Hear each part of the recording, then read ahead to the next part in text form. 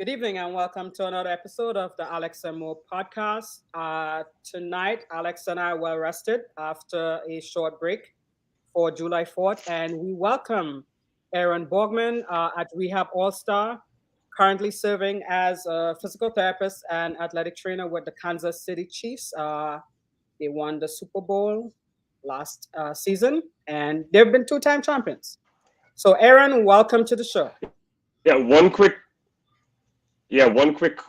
correction. No problems. I haven't been with the Chiefs for 5 years or so now, but I was with them previously for sure. Okay. So, were you there when Pat was there? I was there for his rookie season. Yeah. So he sat behind Alex. Yeah, yeah, that's right. Alex Smith was our quarterback that season, and when we drafted Pat, and everybody kind of knew that was the thing that was going to happen, and Pat was going to take over. And to his credit, Alex did a phenomenal of being that dude that like showed him the ropes, kind of introduced him to the pro arena. Don't want to do for their replacement. Alex was the consummate professional about everything. He looks like a cool dude. I mean, obviously he had that tragic injury. So there was the that special that ESPN did on him and with his family and stuff. And he looks like a real stand-up guy, like a real cool dude who would, literally give you the shirt off his back to help you out. So that, I think, life and, if you're a believer, faith and all that, things tend to work out in what I feel is, the way it should be. And it looks like Alex probably needed to be there for Pat and then kind of move on to the Redskins and everything that he's gone through. So, yeah. And so I've been very fortunate to know Alex for a very long time, and we still talk to this day. I just played golf with him out in California toward the end of last year. And so, things like that, you make these bonds, you forge these relationships, and they don't always go away. Right. Crazily enough in the NFL, you end up spending more time with these players than you do with your family. And so they kind of become second nature as your family, and it's not just him. Obviously he's a very high profile guy, but it's everybody down the roster, especially when you spent a lot of time rehabbing people. And, quarterbacks kind of always fell underneath my domain, be it in Philadelphia or Kansas City. I was always kind of hanging around the quarterbacks and designing programs for the quarterbacks, even beginning to trademark a program called QB School at the time. And, we spend a lot of time together. And that's the hallmark of a good, I think the term nowadays is therapeutic alliance, where you have with your patients. And so you really get to know them really intensely that way for the better. Awesome. So I always like to kind of go back and kind of get an idea of, Aaron, the PT student, Aaron, the ATC student, and then how it kind of evolves to where you are today. And obviously the experiences that you've had. I mean, being, on an NFL sideline, I think if you were to poll the majority of first-year PT students, would they tell you their dream job is something along those lines? I mean, it definitely would have been what I would have answered when I was in PT school, right? It's everybody's kind of little dream is to be on it, whether it be an NFL sideline, NBA, whatever it may be. But how did you get to where you are today and all those experiences, good and bad, that got you to that point? Yeah. Okay. Big deep breath. Here we go. We ready for this crazy story? So I played a bunch of sports in high school, right? I played a bunch of sports in high school, and I was not good at any of them. I was never a future for me in sports beyond high school. And I knew that I wanted to be involved in sports. And I had actually dislocated my shoulder twice playing football. And, looking back on it, and even at the time, I thought, like, I don't think they did a very good job. And I'm not knocking anybody. It was just kind of the current medicine is the way it was. And I thought to myself, and this has kind of been a theme throughout my life, no matter what I do, is that I can do my version of that. And so I set out to go to PT school. I applied to a bunch of different ones. And the one that I got into, St. Louis University, was just 50 miles down the road. So I got lucky. When you step foot on campus, you were in PT school day one, which back then, and I'm dating myself a little bit here, wasn't always the case, right? And so did all that, did a bunch of rotations with a bunch of different sports. I also got my athletic training certification at the time through a thing called the internship route, which was if you could prove that you did 1,500 hours in the athletic training room, volunteer work, of course, and then you could prove that your coursework kind of carried over to the athletic training coursework, you could sit for the exam. And I was very fortunate it exists. And so I got my bachelor's in exercise science, my master's in physical therapy, and I became athletic training certified kind of in my free time, right? Which I had none in college. I will be the very first person in the world to tell you I was a terrible, terrible, terrible student. I got straight A's in high school. I didn't study once in my life. And then I went to college and I got my backside kicked in, man. Like I just got the doors blown off, and I struggled for a long while about learning how to study and how to absorb information. I'm still not great at it. And so I have to seek out alternative forms of stuff like podcasts and videos, because that's how I absorb information better. And I made it through PT school. It was tough. I didn't get the best grades in the world. I'll be the first to tell you that. But I was a rock star clinician at the time. And I thought I was really, really hot stuff. I mean, my ego couldn't fit through the door. I was getting crappy grades, but I was a good clinician, right? So I was very fortunate in college to get an internship with the St. Louis Cardinals. I'm a huge baseball nut, and so I sat in the dugout for an entire summer at all the home games. That was cool. Somehow I had talked myself into the fact that football works less hours than baseball. I have no idea why I did that. But then I got 2 subsequent summer internships with the Rams while they were still in St. Louis. Again, dating myself very well. And then I decided that like football was my thing. Like I was in with football. I really enjoyed it. I dug the whole grind of training camp. I dug the day-to-day thing. And I didn't really have a job, but I was like going out to the Rams practice facility a couple times a week, and just like hanging out and showing up and basically, being their intern for free, because I just wanted to absorb all that stuff, right? And wanted to be around it. I ended up graduating, get finished with all my clinicals, and I got a job with NFL Europe. Again, dating myself because NFL Europe doesn't exist anymore. And I was set to go to Cologne, Germany, which I was super, super excited about. My family's very German. We're from that area. The World Cup was in Germany that year. So I was like, man, I get to spend 3 free months in Germany, work football. This is awesome. 2 days before I go to Tampa for training camp, the Philadelphia Eagles call me and they have a job opening. And it was not a traditional job opening, but they needed a physical therapist, athletic trainer that had had a bunch of NFL experience, where I was going to be in the athletic training room as a PT, AT all year long. But then in the off season, I would go to a sponsored clinic. At the time, Select Medical, NovaCare, which is a big national corporation. Monique probably knows that from the East Coast. And so, I kind of had a trade-off. I did that for 6 years, where I was essentially a full-time employee by the in-season and the off-season. Well, then in 2011, the collective bargaining agreement with the NFL changed, and they required that every team had a full-time physical therapist on staff. I was in the right place at the right time, obviously. They knew me. I knew them. It was a big deal because, and we won't get into but it created a lot of problems on team staffs because a lot of teams didn't employ physical therapists at the time and didn't want to. Correct. And so, it was kind of a blessing in disguise that I was there. They knew me and that whole thing. So they then became full staff. Well, then we had a terrible season. One of the worst losses was to Tampa, by the way, that season. We knew our head coach was getting fired. We knew that everybody could have the potential of leaving or coming, and that's just kind of how NFL life goes. What ended up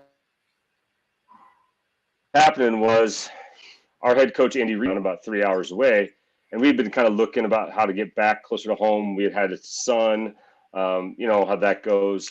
My wife's career had started to kind of take off. that kind of thing. So what we did was like, we kind of just said, hey, look, if Kansas City's the move, we'd be interested. And, there's a couple intermediary moves to make and get things done, but it worked out. And so I moved to Kansas City with my wife and my son at the time. And I became the second in command of day-to-day medical here as a PT-AT, in charge of the vast majority of rehab, also a bunch of the logistics, the day-to-day ops of the training room, things like that. My boss kept his position from Philly to Kansas City, came with Andy, and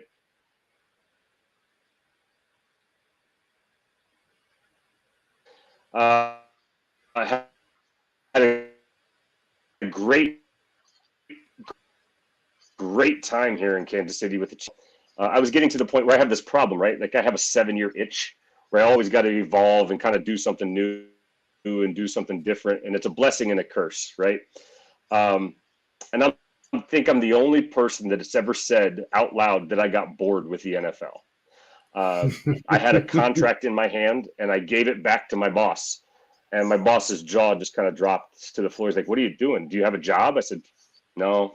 He goes, "Do you know what you want to do?" And I go, "No." I said, "I just think it's time for me to do something else. I kind of miss my kids. We had a daughter by then. So now I have 2 kids. My wife's career is really hitting overdrive. Burnt out on the NFL life. 80, 90 hours a week gets old after a while. And I had done it for 12 years. I got very fortunate. I got in when I was 25. And so then I'm 37. I'm like, do I want to build furniture? Do I want to sell real estate? Like, what do I want to do?" And so I took 6 months off, basically. And I decided that I'm really, really good at this thing, right? But I didn't know how much longer I wanted to do it. And I still don't every day. It's, kind of a balancing act about how I want to do things. But I knew I wanted a bunch of variety. And so I opened up my own business in the summer of 18. I jokingly call it the Netflix of rehab because it's push button. It's at your convenience. I don't have a facility.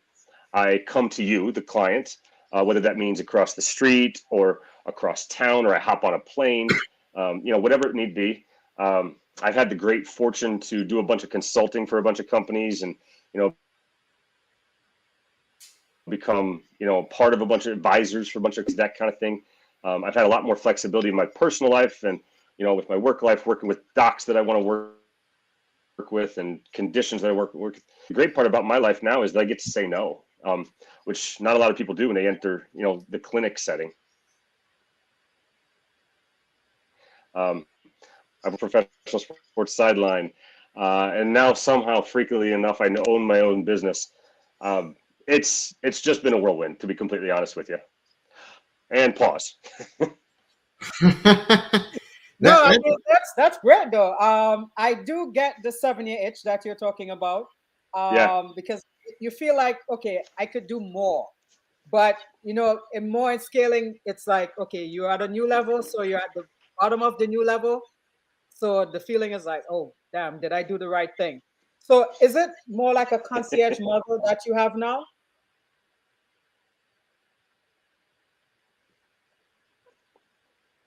I'm the accountant. I'm the social media guy. I'm I'm everything, right? I do it all, and I carry a patient load now where I'm comfortable with the amount of money that I'm going to make every week, right? I'm comfortable with the amount of work I'm going to do every week, and I balance that out with my wife's job and my kids' needs, especially now in summer.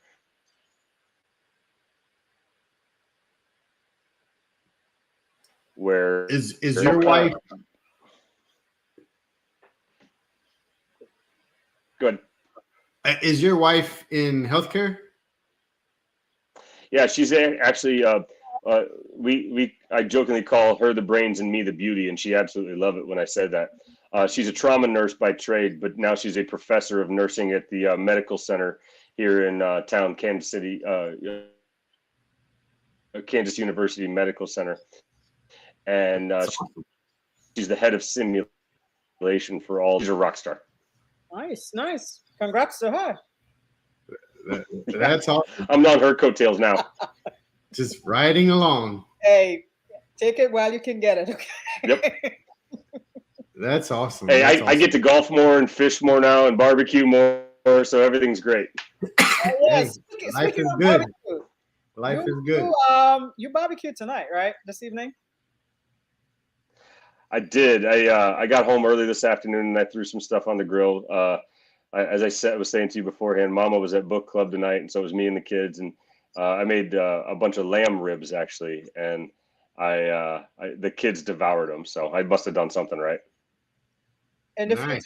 future, Aaron, I love lamb. So, we did try to organize with Nick to have a barbecue off. I would be the judge. I'll do all the tasting since Alex barbecues as well. So we'll get together somewhere in the middle. Actually, prove if Kansas City's better than North Yep. Carolina, or I mean, where do they argue about the best type of No, barbecue? no. North Carolina and Texas has the best barbecue. I'm born and raised in Missouri. North Carolina and Texas has the best barbecue. Okay. I don't think those people in Kansas City would like to hear that. yeah, it's I mean, to me, honestly, it's all good. I'm gonna make a lot of enemies with that, but yeah. Oh yeah, for sure.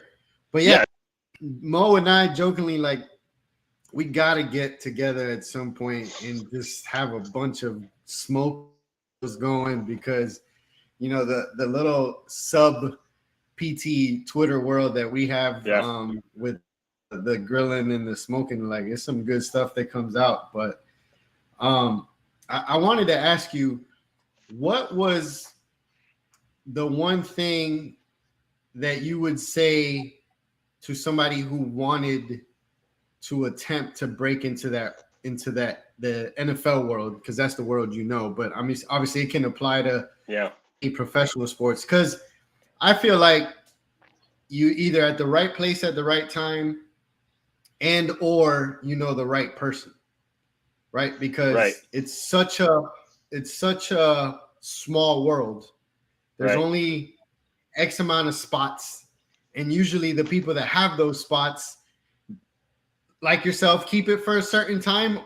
Maybe they get the 7-year itch or not. Some just say, hey, I'm going from here to the grave or very close to it when I have that position. So what would be your advice to one of our up and coming professionals, somebody watching or whatever that has hopes and dreams of trying to get into that world? Let's be very clear here. I got lucky, right? Right place, right time, right availability. But I'm going to brag on myself a little bit by saying I got lucky, but my resume was stacked that when I got that chance, somebody couldn't say no to me because I had done all this volunteer work. I had done all these internships. I had taken the time in college and in my young professional career to put myself out there and create relationships. And I guess, and I get this question a lot on social media. I guess my biggest point is who's going to give you anything. And I worked in the NFL for a very long time, and I got out and then it was kind of radio silence for a while. It's just like, look, tease. And 2023 is that it's okay to bust your backside still and put yourself out there and put your name and your face in front of people, because when that right time and right lucky place does come along, you want to have all the stuff lined up for when someone's looking to measure you against somebody else, right? And there's going to be times when the grind kind of stinks because you're working for t-shirts and, different stuff that we all thought was cool in college to get an internship or a volunteer opportunity at a camp, and you get free swag. And that was like the pinnacle of your existence in college. And so I did all that.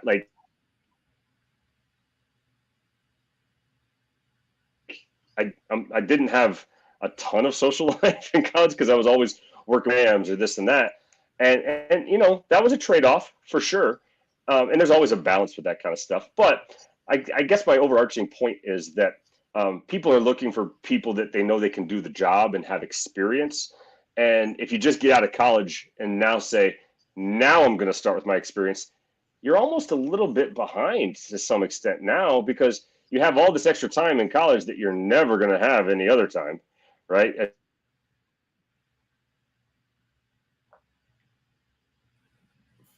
For sure. Start often.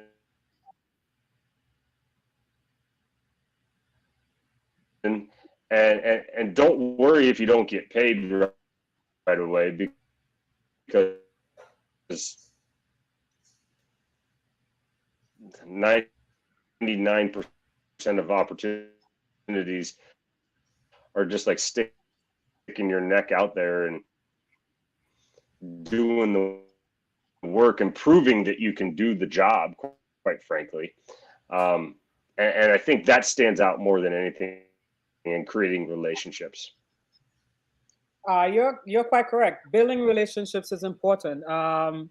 The thing now is because the increasing student debt, a lot of people find it hard to just be working for t-shirts or swag. They want to get paid because the student loans they have to repay. So it's tough for some people, but I do agree with you. Sometimes you just have to show up, keep grinding, keep hustling. It's going to pay off later on. But now it's tough for some people to accept that's what's needed to get there.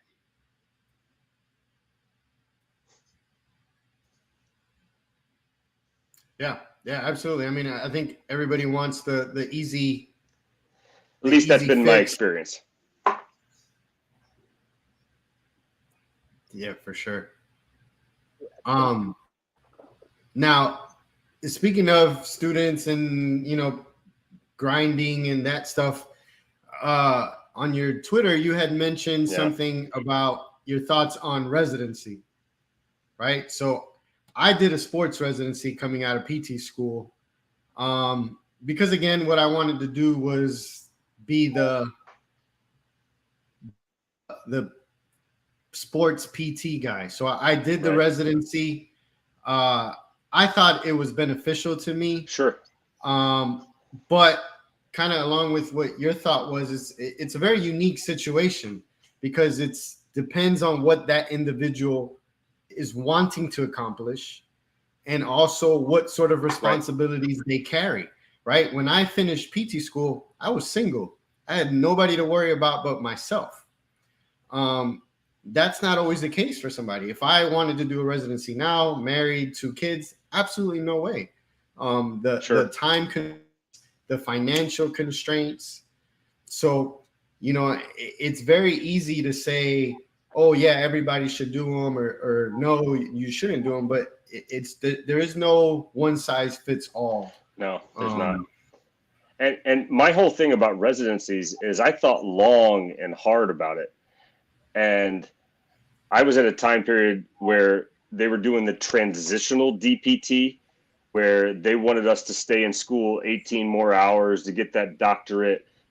And, you know, I've told you guys I was not a great student and I was already itching to get out. And had I actually stayed in school that extra semester, I would have missed out on an opportunity for NFL Europe, which missed out on this, which would have missed out on this. So for me, it was the right choice. That doesn't mean that my path was the same. And, you know, I got to add on to that I had done so much work in the athletic training room as a physical therapy student that I kind of felt like that satiated my need for the residency. Now, not everybody gets that opportunity, right? And so I think it's a very nuanced issue, especially if you don't feel like you've had enough exposure to the thing that you want to in PT school, go do the residency. Make sure you got it down, because there's a lot of times, I can't tell you how many colleagues that I've had joined one specialty and said, no, this ain't for me, and then went back to something else, peds, neuro, geriatrics, whatever, right? You know, I just happened to focus on sports, and I was really, really close to doing a sports residency, but I was like, I just want to get into the workforce. I want to get going. Like, school was a grind for me. And so that led me to not choosing the residency. So I think it's different for everybody. Absolutely. Absolutely. I agree. So, Alex did sports. Now he's doing home health. yeah. I mean, Yeah, if you would have asked me or told me in PT school, hey, 10 plus years down the road, you're going to be doing home health and working primarily with a geriatric population, I'd been like, man, you're full of it. Like, there's no way I'm doing that. But you grow, you mature, you kind of figure out, your path and you work for it. I mean, right now, honestly, the amount of flexibility, like some of the points that you were making about work-life balance, being able to be around for your wife and your kids and when they need you and when you want to be involved.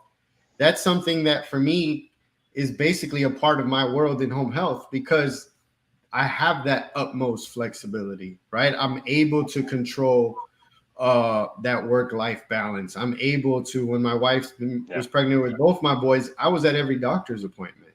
I didn't have to ask for permission or do that because it's kind of embedded into my work day, right? So, a lot of things we have to figure out what is truly the most important thing to us, and that's going to change depending on what phase of life you're in, right? And when I first got into the NFL, I just knew that I was going to be a lifer. I knew it. I was going to do this. I loved it.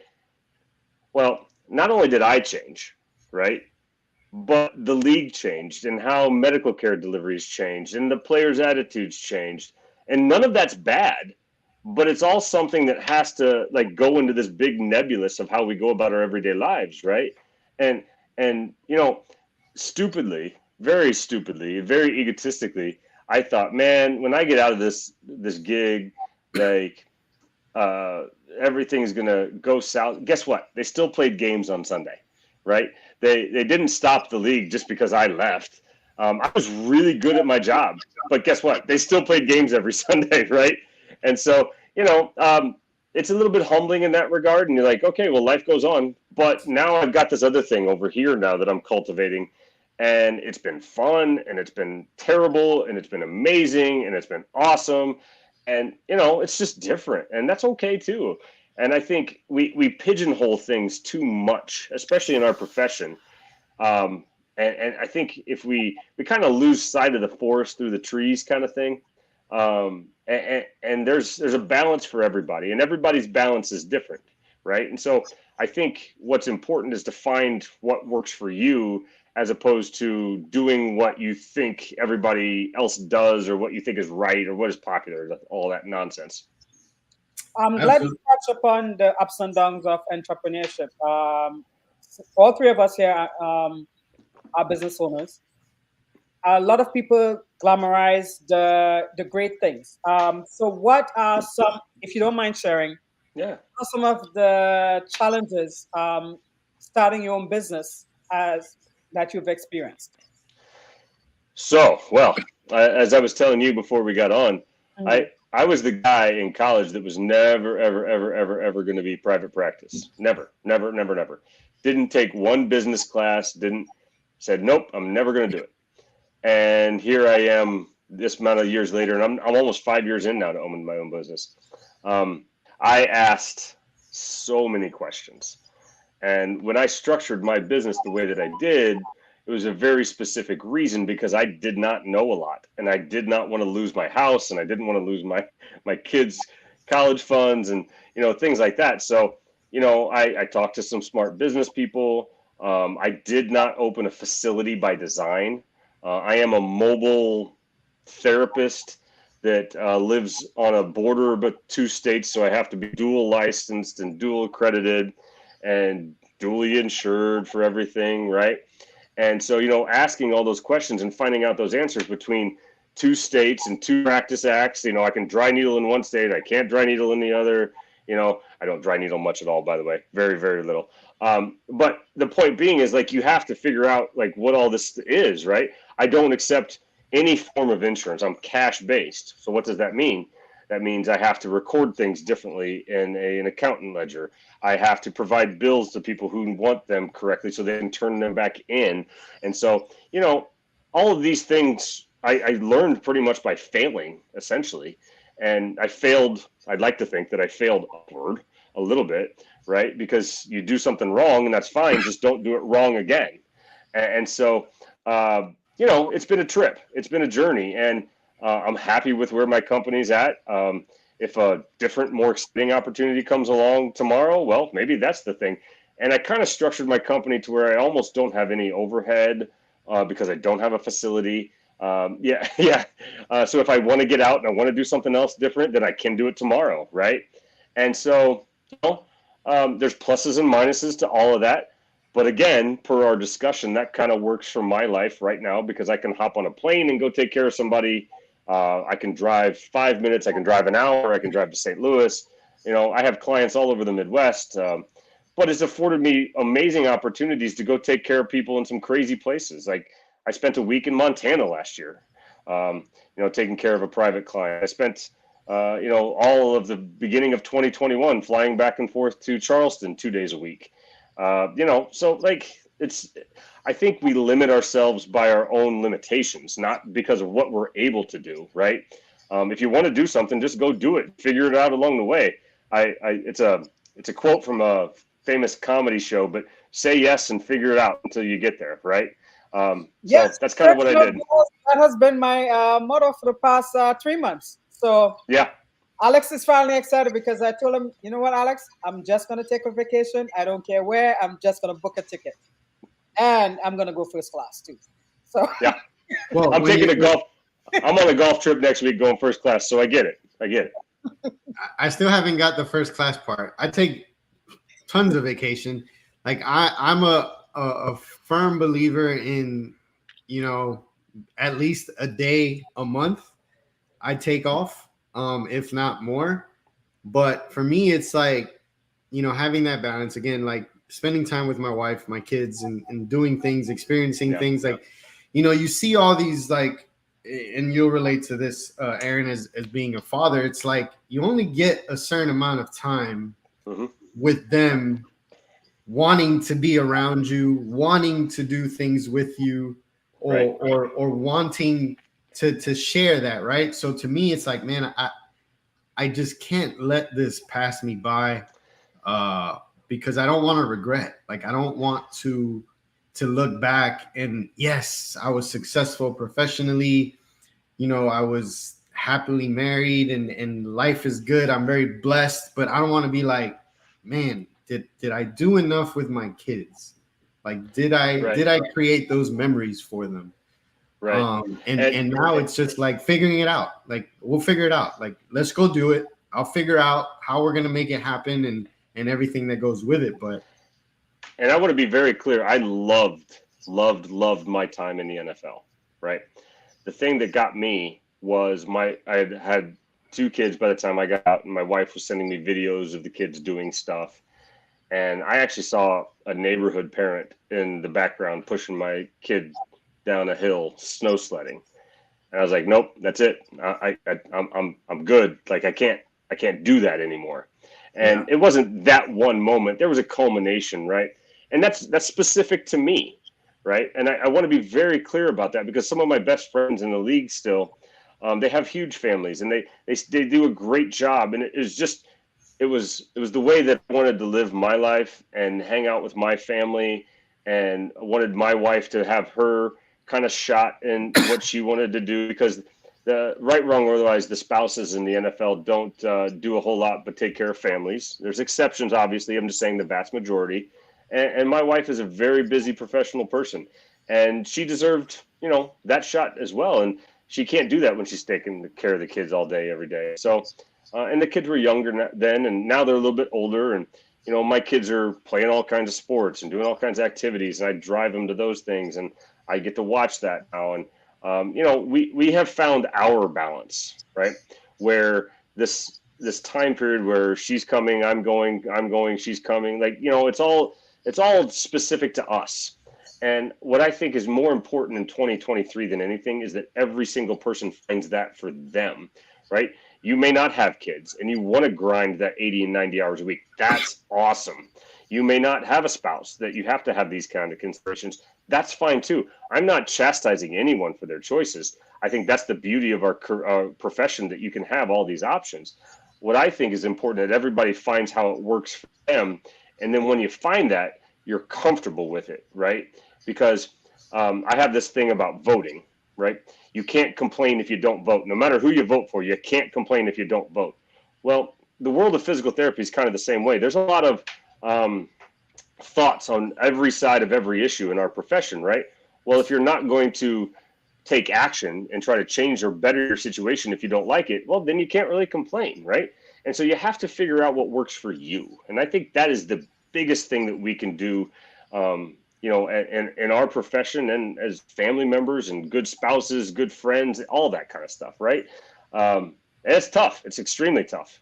And you're always going to, I call it the 80-20 rule. Like the 20% always looks better over there, but you've got a really good 80% over here, right? And so it's always balancing out, like, what do you want? Do you want the 20% that you don't have, or you want the 80% that you do? So I don't know. I'm rambling now, but that's kind of how I go through my days. Oh, no, that's great life advice. You got to do what works for you. Find what works for you. And it's very telling when it comes from somebody like yourself, whose experience sounds like, across the spectrum, you've done the 80-90 grind, and now you're on the other side of it where you're like you said, I can say no. Like, no, I'm not going to do that because I have to do this with my kids, or my wife needs me here, so I'm not going to do that, right? So having that exposure to both extremes sort of really put things in perspective. I feel like I never to the 80-90 or to the workload of being on an NFL staff, but I feel like Mo, myself, and probably a bunch of people watching at some point or another have really dug their heels in and said, I'm just going to grind and grind and grind. Yeah. And eventually, that wears on you, and you have to take that step back. So whether it's Mo taking her vacation or me with my kids, like, we need that break, right? Even if you're going to grind, like, just like we tell our athletes, like, there's proper rest, there's proper everything that kind of goes into that. The same thing works for us and how we go about choosing our professions. Because, if not, we get into this catchword that you hear nowadays, which is burnout, right? So everybody's burned out because they're overworked, overstressed. Some of it out of their control, some of it within their control, right? Yeah. So, like you said, if you don't like the situation, you've got to find ways to make moves to try to better your situation, because if not, you're just going to run yourself into the ground. Yeah, and again, that's different for everybody. Some people might not be happy with the money that they're making, right? All right, well, then go find a way to fix that, right? Some people might not like the hours they're working, then find a way to fix that. And I think the key being that's different for absolutely everybody. I made great money in the NFL, and I'm not going to say that I didn't, but if you did it by the hour, I made terrible money, right? And so I'm not going to say that, I've superseded all my financial goals here in my own business, because no one ever does the first couple of years of being in business, right? But I'm very happy with what I'm doing. I work, honestly, if I'm being completely honest, I work about a third as much as I used to. I cook a lot more. I take my kids to and from school a lot more. I'm very fortunate that our life situation is allowing that. And we kind of knew that I was going to change things, so we kind of set that up to where it would. But that setup works for us, right? And, there may come a time here in a year or so where I get tired of this and I want to grind again for another 5 years before I slow it back down. But I think what the cool part about our profession is that we have all the options, no matter what your specialty is. We have all the options to be able to do that, as long as you put in a little bit of effort to get to that point, right? Absolutely. And it's never easy. Like, nothing worth doing is easy, right? So, you might have to take a couple extra steps here and there, but if it gets you to the point that you want to be in, and that you're a better version of yourself and happier, then I think that's a win, right? Absolutely. And I feel like a lot of our younger colleagues are coming into the profession with that fire inside of them to want to do some of those things, right? Yeah. To want to, hey, I'm gonna just blaze my own trail from the get. Like, I'm not gonna hide behind somebody else who's been doing this. Like, I'm just gonna go and start my own path. And I feel like we need that, especially now more than ever. Yeah, I think absolutely. I feel like we need that with the way our profession is, and kind of like, where we hang in a balance. Like, in the past, I've joked on here that as a profession, in the grand scheme of the healthcare world, we sit at the kiddie table on Thanksgiving. Like, we don't get to sit at the grown folks table because of the way that our profession is managed, obviously by laws and things of that nature, and reimbursement, and and all of that stuff. Yeah. So I feel like we need to step our game up and have this kind of winner mentality and wanting to prove ourselves to get us to that level, so that things like what you're doing in cash base and stuff, it becomes more normal and accepted. Now it's not like cash based versus everything. Like, no, you're still providing physical therapy, and that's what we should be focusing on, as opposed to how you're getting paid or how you're making right. money. And listen, I'm a small business person, right? So I tell people all the time, I use this phrase a lot. This is a terrible business model for me to run. However, I'm going to see you this time. I'm going to give you a bunch of stuff to do, and I don't want to see you for 2 or 3 weeks. I want you to go do this thing, and then let's talk. And that may be a terrible business plan, right? I don't sell packages. I don't do this. I don't do that. But the more I help people accelerate their recovery, and that's what we do as PTs, by the way. We're not the sole thing. Like, people are going to get better probably most things on their own without us. We're accelerators. We help people get to the point A to point B quicker. And sometimes we help people get point A to point B, period. Without us, they couldn't do it. But in general, I find myself as an accelerator of recovery.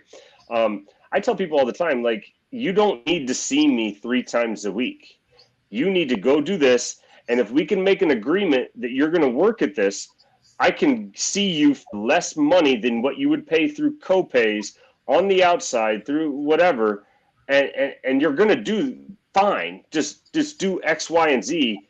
Keep it simple, do this and that. And more often than not, it works out. I'm telling you guys, like, I think we overcomplicate things too much, and there's too many barriers that get in the way. And a big part about what we do is education, and, telling clients, athletes, patients, students how to get to that, I think is something that comes with experience, obviously, but it also comes with a little bit of knowledge. Like, hey, sometimes we got to get out of our own way. Like, just we aren't the most important thing. We can facilitate a lot of things, and without us, people would not get there as fast. But what I think is important is that people know that they need to be empowered to do some of the work on their own to help their recovery to get there, because without that, no one's getting better anyway, right? Absolutely. I mean, along those lines, I always tell patients, I'm like, look, I'm just the GPS. Right. You're driving. I'm just telling you where we're going, right? Like, I can give you directions, but if you don't drive, we're not going to get there. So I tell people all the time, I used to see athletes in the training room 5 times a day, almost 10 hours a day of rehab, treatment, whatever. And that's not possible on the outside now. That's just not. So if I see you once a week or even 3 times a week, that's 3 to 5 hours max. There's still all this time. You got to do all the work on your own, right? And so if you're not willing to do that, this isn't going to work no matter what we do. Mm-hmm. And so you can go pay your copay of whatever it is every time a week. You can pay me once. Like, none of that matters unless you're willing to take some steps to kind of help yourself. And, granted, I usually say it in a little bit nicer version, but sometimes not. Sometimes not. I mean, sometimes you got to hit people between the eyes with it, right? And it's patient dependent. But at the same time, I think that's part of our job, to let people know that they are capable of doing things. They are, more functional than they believe. I think that's okay, right? To empower people to get better. So, go ahead, Mo. I have a question for you. Because when I go to see some patients, especially the ones who've had knee surgery or shoulder surgery, some of them, it's like a claim to fame if they get surgery done by a doctor who works with the Washington Wizards or with the Washington Redskins. So being a PT that works in the NFL, do patients, do they cheer when they say, "Oh, I'm working with Aaron Borgmann. He worked with NFL athletes." So I'm about well, marketing's a hell of a drug, right?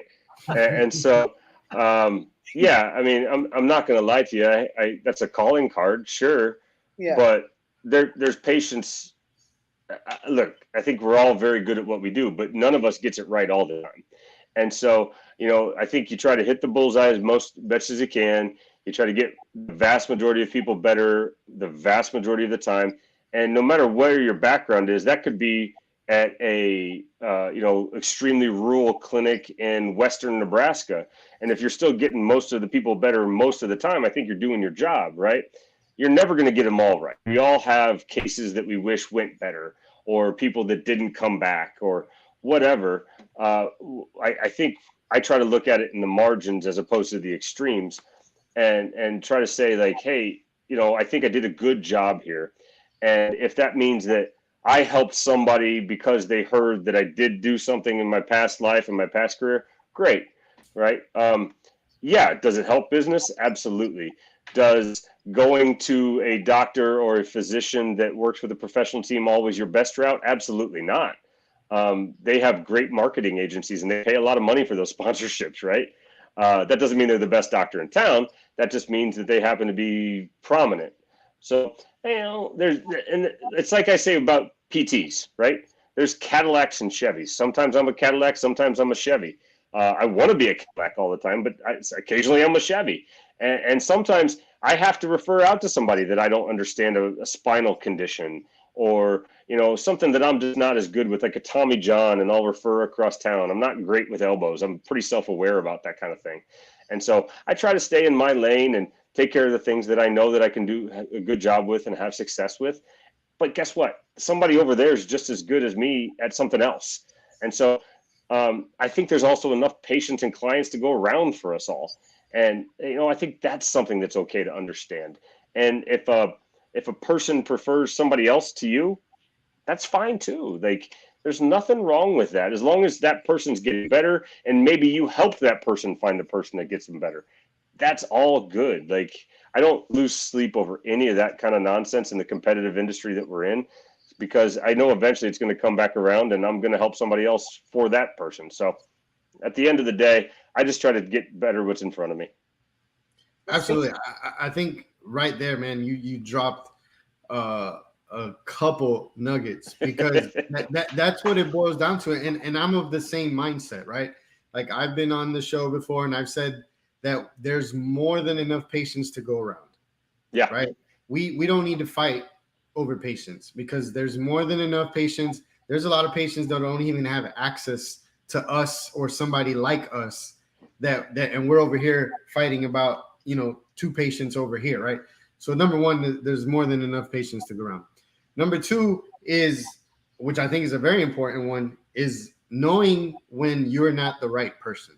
Yeah. Because I think that is probably the most beneficial thing that you can do for a potential patient, client, athlete, whatever the case may be. Because when you know enough to know, I'm not that guy, I'm not that girl, I'm not the right person for you, but you know what? Let me find you somebody that can do it better than me, right? Because I feel like you said, now you've helped that person get better, even if it wasn't you. And that person's always going to remember, damn, you know what? Aaron sent me in the right direction. Now I have this problem. Let me come back to him, because if he can't figure it out, I know he's going to get me to the right person. I tell people all the time, like, hey, if I'm on a introductory phone call with somebody, we talk about the condition, we talk about what the thoughts are and this and that. I said, look, if you decide to go with me, I'd love to help you. But if not, don't not call me back, because I will get you to somebody that you can find that works better for you. If it's a financial deal or if it's a body part deal or whatever, location, like, don't not call me back. Even if it's not me, that's cool. Let me help you find somebody, because the worst thing that I don't that I can't stand is crappy care, right? And I think we all know examples of such stuff. So let's promote the profession, even if it's not us. I think is a pretty important message. And Kansas City is a big enough town to where there's enough people to continue to refer around, and the circle of referrals just kind of goes round and round and round and round, and it comes back to you. It really does. And so I'm happy to take care of anything that happens on a sports field, right? That's my niche. That's my go-to. When I get a call for a Parkinson's patient, let's talk about it. Maybe go see my neuro friend over here, or a really complex spine patient. Let's go over here, maybe, that kind of thing. Give me all the Achilles repairs. Give me all the ACL repairs, even though it's my least favorite thing. Give me all the throwing injuries and the quarterbacks and that kind of thing. Take all this stuff over here, because honestly, you're going to have a better result. And I don't want to have a bad result, but I also want you to get better, right? And so I think that self-awareness just comes with a lot of experience. Absolutely. And trying to put your ego out of the way, which is tough for me to do sometimes, because you have to have a little bit of ego to work in professional sports. I mean, just a little bit. For sure. I mean, when you think about professional sports and the mentality, the work ethic that it takes to be part of that 1%, like you've got to be that dude to a certain extent. Like you've got to look in the mirror and say, I'm that guy. Or I'm that girl, whatever the case may be, right? Because if you don't have that, like you don't have that edge, you don't have that mentality to push past whatever it is that you're having to encounter. I was always that dude that would stand on the sideline, and I'd always stand next to my boss. And if somebody went down, they went back in the locker room. It'd be an MCL, for instance, right? I'd say, I'm going to have him back in 2 weeks. He'd go, no, you won't. And I go, yes, I will. No, you won't. And sometimes I did, and sometimes I didn't. But that was me. That was the only way that I got up and went to work every Monday morning. Like, okay, how can I cut a corner this week? How can I impress somebody? How can I build my name that my rehab programs are better? And that's settled down quite a bit because the stakes are a lot lower these days. But that's life in that world, right? You gotta have it, or else you're just not going to make it. Speaking, like you just touched on something very important. I want to know, because some athletes, they get injured late in the season when they're about to get like a contract renewal or they become a free agent. What was the pressure like for you as a physical therapist, athletic trainer, working with an athlete who they're playing the biggest game of their life and they just got injured in the last game and they're coming to you, seeing you 5 times a day, maybe 10, soaking in ice baths, like, what you in that position when it's not kind of? I think what's really important if you're going to work in that environment is that you understand every single player's individual needs, right? Because the superstar athlete with a guaranteed contract has less to worry about. Not to say that he doesn't care, he or she, excuse me. Not saying that they don't care, but they have less to worry about on the athlete that has a non-guaranteed contract, fighting every week to stay on the roster.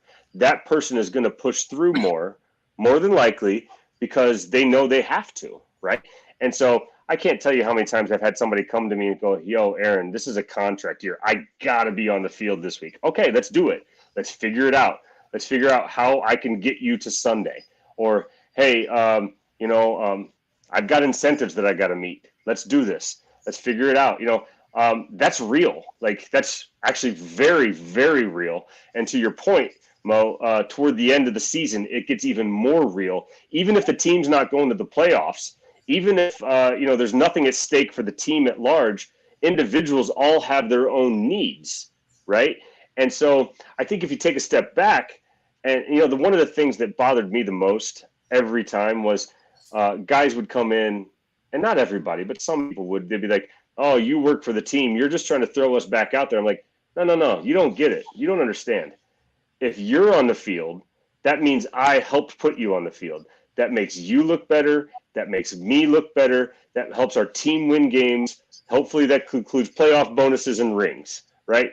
And so, I was employed by teams, but I was working for each individual player and myself and the team all at the same time in this kind of weird merry-go-round, right? And, those things are super, super real. And sports where those contracts aren't always guaranteed, or there's younger guys in a contract year, or this and this and this. The old saying is the contract year is undefeated, right? Everybody always plays better in a contract year. That's super, super real. And in other sports where contracts are always guaranteed, like the NBA and MLB and the NHL, as opposed to the NFL, where contracts are not always guaranteed, and more so now today than when I was in, that's a big time deal. Like, people are fighting for their lives and their careers, right? And so you have to understand that and have a give and take. And there would be times when I would say, hey, look, what's on the line here for this 16th game of the season? What do you have any incentives in your contract that we got to get you to? Do you have are you up this year? And that's a conversation I've had multiple times. It's real. It's very real. Have you ever had an incident where it was your professional recommendation for an athlete not to return to the game, but they were like, screw it, I got to show up for my team, I got to show up for my family? So I was very fortunate for my entire time in the NFL to work for one head coach. That's very rare. And we moved teams, but I worked for one head coach and one head athletic trainer. Extremely rare. Now, that being the caveat, I will say that we always lived under the premise that we will never put you on the field if you are unsafe to play, right? There's a difference between whether you can and can't play. It depends on whether you're unsafe to play. If you can play 10 plays, do we put you out there? Do we burn a roster spot because you can only play 10 plays, but somebody else can play the whole game? That's a different story, right? If you're not safe to play, if you can't defend yourself, if you cannot play the position, we're not putting you out there regardless of if you want to be or not, right? That's the floor, right? And so I think as a good clinician, that's where you have to start. And then the conversation goes up from there. There's been countless number of guys that wanted to play, right? But you can't do it. You just have to go, no, I'm sorry. We're not sacrificing week 5 at the expense of week 7, 8, 9, and 10, right? We need you for the season. I know you want to play. I appreciate that. But big picture here, right? And so there's a lot of nuance. There's a lot of emotions. There's contract issues, there's agent issues, there's team issues. And all that has to be put into the mix, right? Every week, every player. And luckily, as not the head person, I didn't have to deal with that as much, but those conversations were had around us, and we all had to be aware of it. I'm sure RG3 would have been grateful to have a training team and coach that you guys had in Philly. But that's a unique. We could take that discussion offline. It seems like you had a really great relationship with Andy Reid. So that I do. Says a whole lot that you would pick up your family, move from Philly to Kansas because he went there. I honestly think, and I think you mentioned it in one of your Twitter conversations, that he's a very underrated coach. Everybody knows that Greg Popovich is a stellar coach at San Antonio. Andy Reid dedicated a lot of his time in Philly. He went to Kansas. He won rings. But he's built players up. But as you said, they don't give him enough credit because they think he has superstars on the team. Well, the great thing about Andy Reid, and I'm actually in a very unique position. I did his total knee replacement twice. So I've rehabbed Andy Reid. I've spent a lot of time with Andy Reid. He and I have a very unique relationship, and the fact that kind of that therapeutic alliance thing, in addition to a boss and kind of a worker, right? And so there's layers there. It's kind of like an onion. The great thing about Andy Reid, and I'll say this to anybody that wants to know, A, he's got the best sense of humor that you've ever seen. He doesn't show it much in the public persona, but he's one of the funniest guys I've ever met in my life. B, he will always give players the credit, and he will take the blame. And players appreciate that, right? If something doesn't go right in the game, Andy will, go to the meeting and go, yo, I got to do a better job of that. If somebody scores a touchdown, yeah, he did a great job of that. And so he's very well renowned as a player's coach for that. Players respect him. They don't always agree with him, because he's kind of an old school hardline guy, but they respect that. They love to play for him. There's only been a handful of players that spoke out against him in his long career, and those guys kind of speak for themselves in that regard about their attitudes and where they ended up. So, I think the vast majority of people would say phenomenal coach, regardless of the fact that the rings didn't come until Kansas City. that didn't mean that he wasn't deserving of it because of his coaching style in Philadelphia or the early years here in Kansas City. Just a really, really great guy to have as a boss for a very long time. Yeah, I was just going to ask you about that. I mean, obviously, when he was in Philly, didn't like him. I'm a Cowboys fan. We're not going to talk about that, Alex. We're not going to talk about that. Finally, I have someone who agrees with me. So, aside from that, but like you said, it's a very unique situation to have the experience to work as long as you did for the same head coach, right? And the same. And we all see what they say about Andy Reid, the coach and the individual. I like from watching him, and even on the little that you do get from him, I do think he's hilarious. 10 times that. He to me seems like a very cool person to hang around with, who's not going to be about that BS, but he's still going to have like that leniency, like that fun component to it, because like obviously there's 50 million different styles of coaching and whatnot that you see in the NFL, and some work, some don't. You've got your Bill Belichick's and Andy's, and then Pete Carroll, and whoever you want to name. There's just so many different styles in the NFL, but he's always been that consistent to where win or lose, you're getting about the same from him. Well, the thing that I always point to with Andy is not only do the players love him, they don't always agree, but they play hard for him, right? And Andy has one of the most, at least recently in the last 20 years, one of the most successful coaching trees out there. Whether it be Harbaugh there in Baltimore, or Sean in Buffalo, or Todd down in Tampa, or Doug down in Jacksonville. These guys have success, varying degrees, of course, but there's rings off of that tree. And Ron Rivera in Washington is off of that tree as well. Brad Childress in Minnesota had a nice run. And so, that to me is the measure of not only how great of a coach he is within his team, but how he can teach other people to be good coaches. And, we can sit here and argue how terrible the Cowboys are all night long, and that's fine. But, and how terrible playing in that casino of a stadium is. But, all that's fine and good. And I'll share some good pictures with you someday. But what I think is a longevity, right? He's been doing it forever. B, you don't hear people say anything bad about him, and that's real. And C, the people who have worked for him will sing his praises as a boss, as a manager, as that kind of style. Kind of to the ends of the earth as far as you want to go with everybody. Tough, fair, great guy inside the walls. So you mentioned the coaching tree. Totally football related question. You don't have to answer if you don't want to. Yeah. Greg Bieniemy. What do you? Eric. I'm sorry. Yeah. What are your thoughts? Because that's been like the big, kind of question mark. Like, is it Andy? Now you're making me put my analyst on ESPN hat on. I'm not Shannon. We're sports fans on here, so EB is a fantastic coach. He's an unbelievable coach. He's a great teacher of the position and of offense in general. And here's the problem with that narrative, right? Anybody that goes from somebody that had success always gets labeled that until they prove it at the next time. And EB will tell you that. Everybody who has left Andy's tree will tell you that. They had to prove it after the fact, right? And, again, varying levels of success, that happens in the league. And there's 18 different factors for that. Teams, personnel, ownership, whatever.